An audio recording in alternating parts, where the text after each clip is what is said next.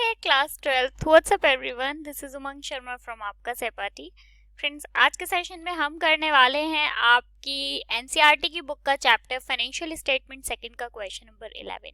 Question number 10 तक हम already solve कर चुके हैं। सारे क्वेश्चंस ऑलरेडी प्लेलिस्ट पे हैं। इनफैक्ट इस वीडियो के डिस्क्रिप्शन में भी हैं, तो आप वो सारे क्वेश्चंस देखो। स्टिल आपको कोई भी डाउट है, कोई भी चीज़ें आपको समझ में नहीं आ रही है, आप कमेंट सेक्शन में बता सकते हो, हम लोग डिस्कस करेंगे।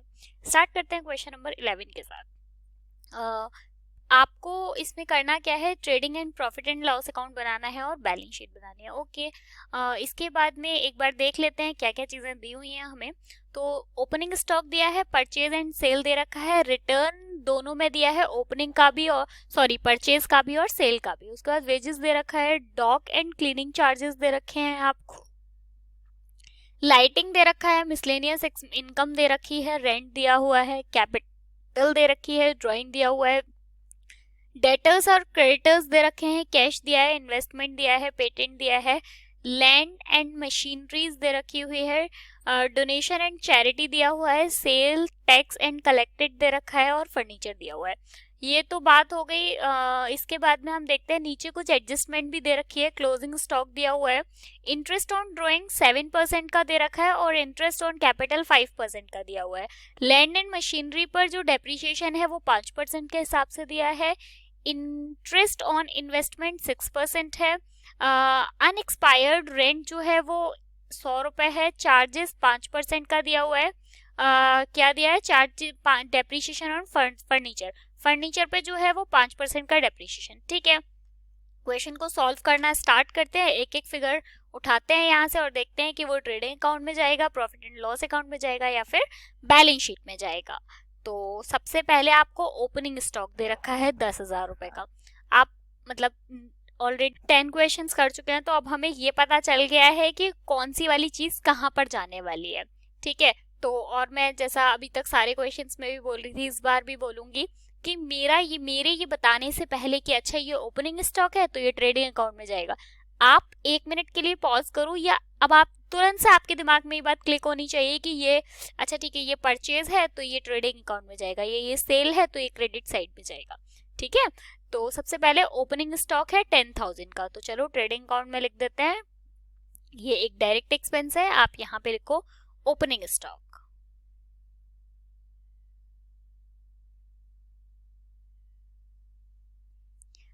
इस पे कोई एडजस्टमेंट नहीं होती, हम डायरेक्ट इसको बाहर लिख देते हैं 10,000 का। इसके बाद में नेक्स्ट परचेज और सेल दे रखी है। देखो परचेज आपको जो दी हुई है वो 40,000 की दे रखी है और सेल जो है वो 80,000 की दे रखी है। तो परचेज को हम डेबिट साइड में लिखेंगे, यहाँ पे परचेज। मैं अभी इसको अंदर ही लिख लेती हूँ क्योंकि अभी इस पे कुछ एडजस्टमेंट भी है, रिटर्न वगैरह, तो वो हम बाद में लिख देंगे। सेल क्रेडिट साइड में, तो यहाँ लिख देते हैं सेल कितने की है, 80,000। इसको भी अंदर ही लिख लेते हैं क्योंकि अगर कुछ रिटर्न होगा तो वो हम माइनस करेंगे। उसके बाद में नेक्स्ट देखो रिटर्न ही दिया हुआ है, तो जो परचेज रिटर्न है वो कितने का दे रखा है, 600 का, और जो सेल रिटर्न है वो दे रखी है 200 की। तो परचेज रिटर्न लेस रिटर्न 600, तो 40,000 में से जब आप 600 माइनस करोगे, 40,000 में से 600 माइनस करोगे तो 39,400 बाहर आ जाएगा फाइनल अमाउंट। ऐसे इधर लेस रिटर्न, जब आप 80,000 में से 200 का रिटर्न माइनस करोगे तो आपका जो फाइनल अमाउंट है वो होगा 79,800, जो कि बाहर आ जाएगा। इसके बाद में नेक्स्ट आपको दे रखा है वेजेस। वेजेस जो है वो आपको दिए हुए हैं 6,000 के, और वेजेस आपको पता है कि ट्रेडिंग अकाउंट में आते हैं क्योंकि अब तक जितने भी क्वेश्चंस हैं वेजेस उसमें हमेशा आया है। तो यहाँ पे लिख लेते हैं हम वेजेस,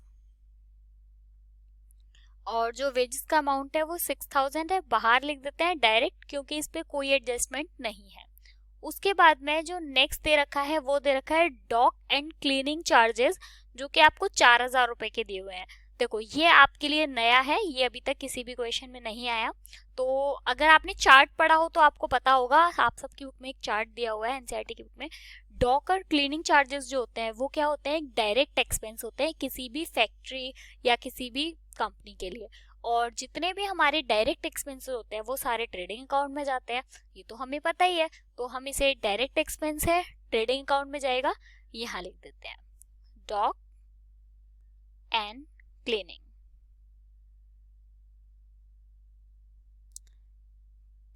₹6,000 बाहर लिख देते हैं, सॉरी 6 नहीं 4,000।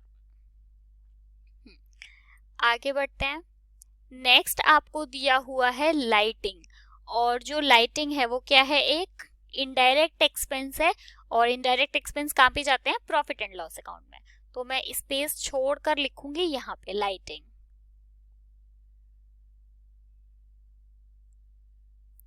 $500 बाहर लिख देते हैं क्योंकि कोई भी खर्च वो नहीं है, एडिशनल इंफॉर्मेशन बाहर लिख देते हैं।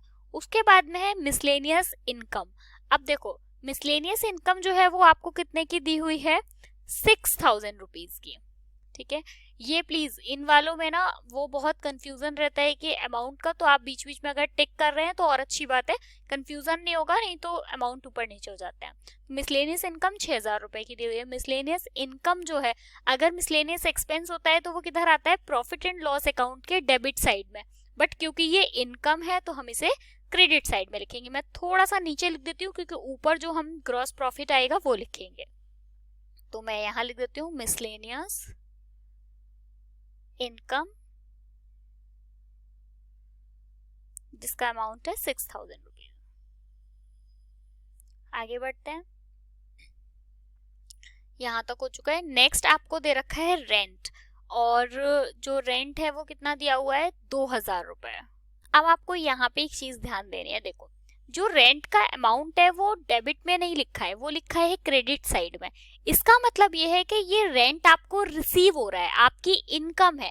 अगर इनकम है तो आप क्या करोगे, प्रॉफिट एंड लॉस अकाउंट के क्रेडिट साइड में लिखोगे, क्योंकि जब खर्चा होता है तो हम क्या करते हैं, प्रॉफिट एंड लॉस अकाउंट के डेबिट साइड में लिखते हैं। अब इनकम है तो आप इसे इस साइड लिख दो, रेंट।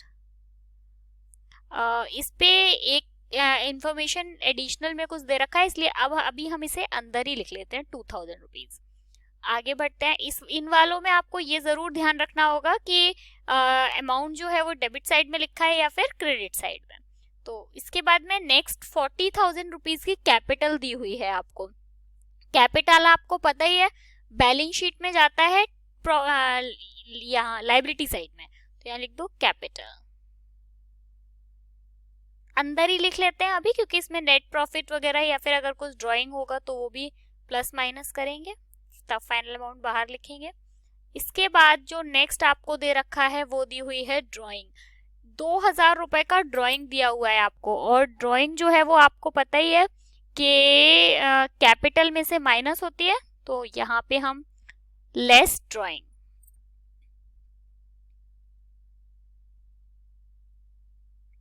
$2,000। अभी भी फाइनल अमाउंट बाहर नहीं लिखेंगे। ड्राइंग के बाद जो नेक्स्ट आपको दिया हुआ है वो डेटर्स और क्रेडिटर्स दे रखे हैं। जो क्रेडिटर्स हैं वो आपको दे रखे हैं 7,000 के, और जो डेटर्स दिए हुए हैं वो आपको दे रखे हैं 6,000 के। और जो दोनों ही चीजें हैं वो कहाँ पर जाती हैं, बैलेंस शीट के आइटम है। तो हम चलते हैं बैलेंस शीट की साइड। तो सबसे पहले हम क्रेडिटर्स लिख देते हैं अपने लायबिलिटी साइड में। तो मैं यहाँ थोड़ा सा स्पेस छोड़ के लिखूंगी क्रेडिटर्स, बाहर लिख देते हैं, इसमें कुछ भी ऐड नहीं करना है आपको। 7,000 और जो आपके डेटर्स हैं वो मैं यहाँ लिख देती हूँ। इसका भी कुछ एडिशनल इंफॉर्मेशन तो है नहीं, सीधा सीधा ₹6,000 बाहर लिख दो। आगे बढ़ते हैं। नेक्स्ट आपको दिया हुआ है कैश दे रखा है। कैश जो है वो आपको ₹3,000 का दिया, और कैश आपको पता ही है असेट होता है, तो असेट साइड में लिख देते हैं कैश ₹3,000।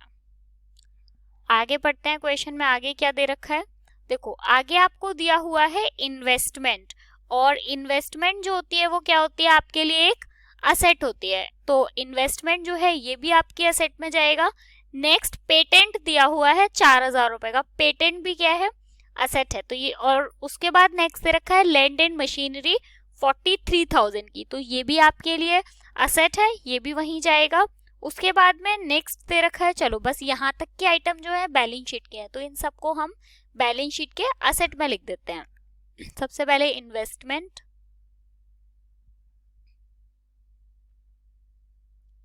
इन्वेस्टमेंट पर इंटरेस्ट है, मतलब ये एडिशनल इंफॉर्मेशन में है, तो हम अभी से अंदर ही लिख लेते हैं 6000। थोड़ा सा स्पेस छोड़कर पेटेंट लिख देते हैं। पेटेंट पे कोई एडिशनल इंफॉर्मेशन नहीं होती, हम इसे 4000 रुपए सीधा सीधा बाहर लिख देते हैं। उसके बाद में नेक्स्ट से रखा है land and machinery, land and machinery. इस पे डेप्रिसिएशन है, इसलिए हम 40,000 रुपीज अभी अंदर ही लिख लेते हैं, डैप करके फाइनल अमाउंट बाहर लिख देंगे। आगे बढ़ते हैं, जो नेक्स्ट दिया हुआ है वो आपको दे रखा है डोनेशन एंड चैरिटी। डोनेशन और चैरिटी क्या होता है, एक इनडायरेक्ट एक्सपेंस है, और इनडायरेक्ट एक्सपेंस आपको पता ही है कि प्रॉफिट एंड लॉस अकाउंट में जाते हैं, तो मैं यहाँ लिख दूंगी donation and charity and charity. इस पे कुछ भी आपको एडिशनल नहीं है, तो सीधा सीधा बाहर लिख देते हैं 600 रुपए। आगे बढ़ते हैं नेक्स्ट, डोनेशन एंड चैरिटी के बाद सेल्स टैक्स कलेक्टेड दे रखा है आपको। ये 1000 रुपीज जो है वो आपका एक लाइबिलिटी है, आपको पे करनी है, तो आप इसे लाइबिलिटी साइड में लिख दो। मैं यहाँ लिख देती हूँ सेल टैक्स कलेक्टेड, बाहर लिख दो 1000 रुपीज। आगे बढ़ते हैं क्वेश्चन में, इसके बाद नेक्स्ट दे रखा है फर्नीचर 11,300 का, और फर्नीचर आपको पहले से पता है कि फर्नीचर आपके लिए क्या होती है, एक असेट होती है। तो हम चलते हैं बैलेंस शीट की साइड, और मैं यहाँ पे बैलेंस शीट में लिख देते हैं, थोड़ा स्पेस छोड़कर लिख देते हैं फर्नीचर।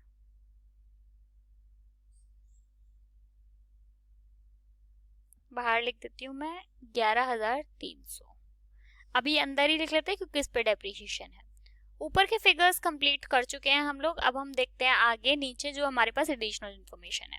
आपको पहले से ये बात पता है क्योंकि अब काफी सारे क्वेश्चंस हो चुके हैं, तो जितनी भी एडिशनल इन्फॉर्मेशन होती है यहाँ से लेके यहाँ तक की, ये सारी दो जगह जाने वाली है, इनका इफेक्ट जो है वो दो जगह पे जाएगा। सबसे पहला जो है वो आपको दे रखा है क्लोजिंग स्टॉक। तो आपको पता है कि क्लोजिंग स्टॉक एक तो हम बैलेंस शीट के असेट में लिखते हैं और एक ट्रेडिंग अकाउंट के क्रेडिट साइड में, तो मैं यहाँ लिख देती हूँ क्लोजिंग स्टॉक।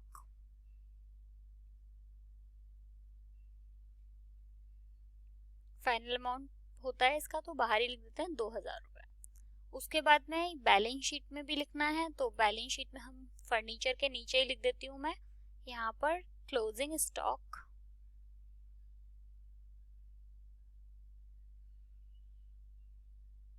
2000 रुपीज। ठीक है, आगे बढ़ते हैं। उसके बाद में नेक्स्ट आपको दे रखा है इंटरेस्ट ऑन ड्राइंग 7% और इंटरेस्ट ऑन कैपिटल 5%। ठीक है, चलो यहाँ पे आ जाते हैं। देखो सबसे पहले इंटरेस्ट ऑन ड्राइंग, तो इंटरेस्ट ऑन ड्राइंग जो है वो कैपिटल में प्लस हो जाएगी, तो प्लस इंटरेस्ट ऑन ड्राइंग कितना, 40,000 पे जब आप 5% निकालोगे तो 2,000 रुपए निकल कर आएगा। इसके बाद में वो बोल रहा है कि इंटरेस्ट ऑन ड्राइंग भी है कितना परसेंट, एक बार मुझे देखना पड़ेगा, इंटरेस्ट ऑन ड्राइंग कितना परसेंट दे रखा है, 7%। ठीक है, तो कैपिटल पे तो आपने 5% निकाला, यानी 40,000 पे आपने 5% निकाला, और ड्राइंग यानी 2,000 रुपए जो है इस पे कितना परसेंट निकालना है आपको, 7%। तो 2,000 का जब आप लेस इंटरेस्ट ऑन ड्राइंग, जब आप 2,000 रुपए पे 7% निकालोगे तो ये आपका निकल कर आएगा 140।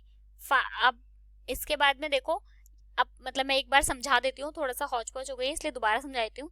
कैपिटल आपकी कितनी थी, 40,000 की, इस पर आपको बोल रहा है कि 5% का इंटरेस्ट ऑन ड्राइंग है, तो 40,000 का 5% निकाला आपने 2,000 रुपए।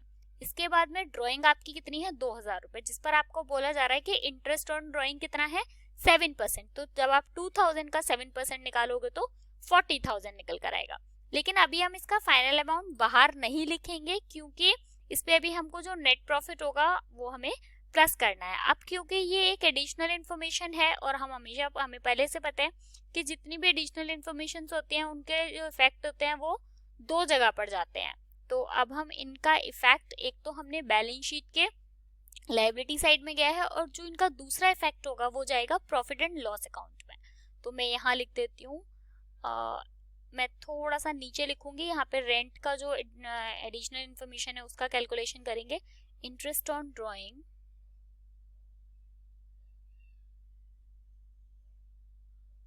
कितना 140 और इंटरेस्ट ऑन कैपिटल जो है वो कहां पर जाएगा, डेबिट साइड में। तो आप यहाँ पे लिखो इंटरेस्ट ऑन कैपिटल 2000 रुपीज।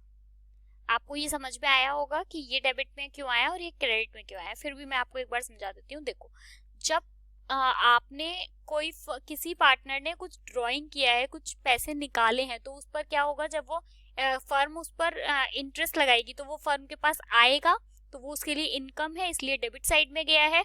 और यहाँ पर कैपिटल के ऊपर इंटरेस्ट है, इसका मतलब क्या है कि वो आपको पे कर, अगर मैंने फर्म को कैपिटल दी है तो फर्म उसके ऊपर मुझे इंटरेस्ट दे रहा है, इसका मतलब फर्म के लिए वो एक खर्चा है, इसलिए ये डेबिट साइड में आया है और ये क्रेडिट साइड में आया है। होप आपको इस चीज में कोई कंफ्यूजन नहीं होना चाहिए कि ये डेबिट में क्यों आया और ये क्रेडिट में क्यों आया है। आगे बढ़ते हैं। उसके बाद में नेक्स्ट जो है वो लैंड एंड मशीनरी पर 5% का डेप्रीशिएशन है। तो लैंड एंड मशीनरी पे चलते हैं, उस पर 5% का डेप्रीशिएशन निकाल देते हैं। ये रहा हमारा लैंड एंड मशीनरी, इस पे लेस डेप्रीशिएशन। तो देखो 43,000 पे 5% का डेप्रीशिएशन निकालोगे तो आएगा 2150, 2150। लेस करके फाइनल अमाउंट बाहर लिख दो 40850। अब एडिशनल इन्फॉर्मेशन है, एक जगह और इफेक्ट जाएगा, तो हम चलते हैं अपने प्रॉफिट एंड लॉस अकाउंट पे और यहाँ लिख देते हैं dep on land and building.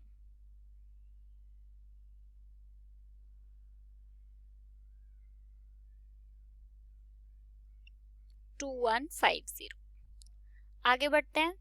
इसके बाद में नेक्स्ट दे रखा है इंटरेस्ट ऑन इन्वेस्टमेंट 6%।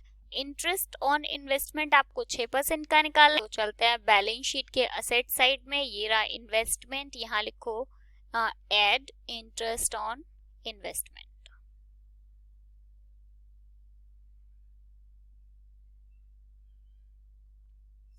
जब आप 6000 का 6% निकालोगे तो निकल कर आएगा 360।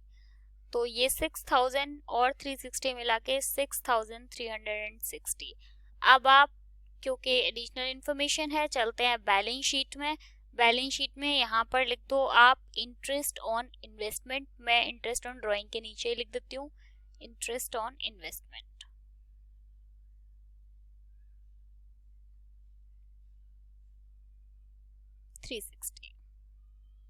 आगे बढ़ते हैं। नेक्स्ट जो है वो आपको दे रखा है अनएक्सपायर्ड रेंट 100 रुपए। अनएक्सपायर्ड रेंट यानी रेंट पे आ जाओ, यहाँ पे इसमें से लेस कर दो, लेस अनएक्सपायर्ड रेंट कितना 100। तो जब आप 1000 में से 100 माइनस करोगे तो ये आएगा आपका 1900। अब देखो 2000 रेंट, इसमें से ये जो 100 रुपीज है ये क्या है, ये आपकी लाइबिलिटी है। तो इधर आ जाओ लाइबिलिटी साइड में, मैं यहाँ लिख देती हूँ अनएक्सपायर्ड रेंट। अनएक्सपायर्ड या अनअर्न एक ही बात होती है ना, अनअर्न।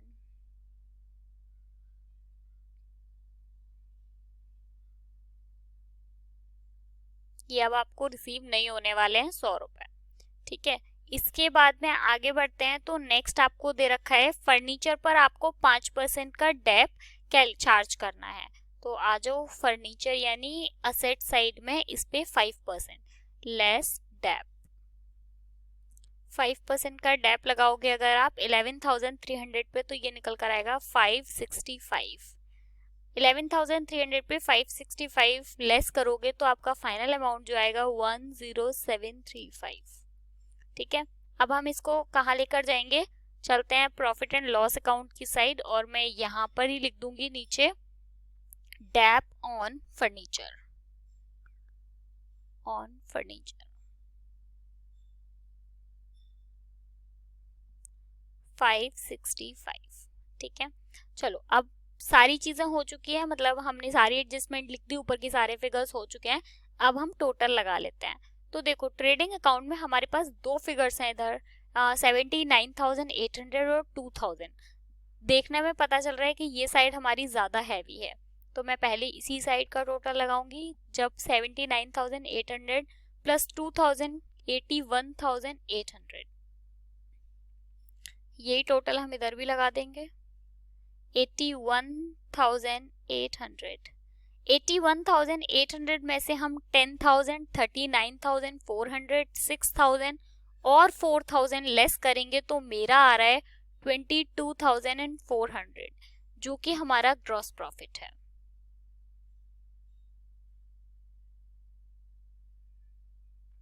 इस ग्रॉस प्रॉफिट को हम प्रॉफिट एंड लॉस अकाउंट में ट्रांसफर कर लेंगे। मैं इधर लिख देती हूँ ग्रॉस प्रॉफिट 22,400। अब देखो हमारे पास में इधर मतलब क्रेडिट साइड की बात करें तो हमारे पास फिगर है 22,400, 6,000, 1,900, 140 और 360। इस साइड हमारे पास है 500, 600, 2,000, 2150 और 565। तो हमारे पास में जो है वो ये साइड हैवी है, क्रेडिट साइड ज्यादा है, इसलिए हम पहले जो टोटल लगाएंगे वो क्रेडिट साइड का लगाएंगे। तो मेरा जो क्रेडिट साइड का टोटल है वो आ रहा है 30,800। सेम टोटल मैं इस साइड भी लिख दूंगी 30,800।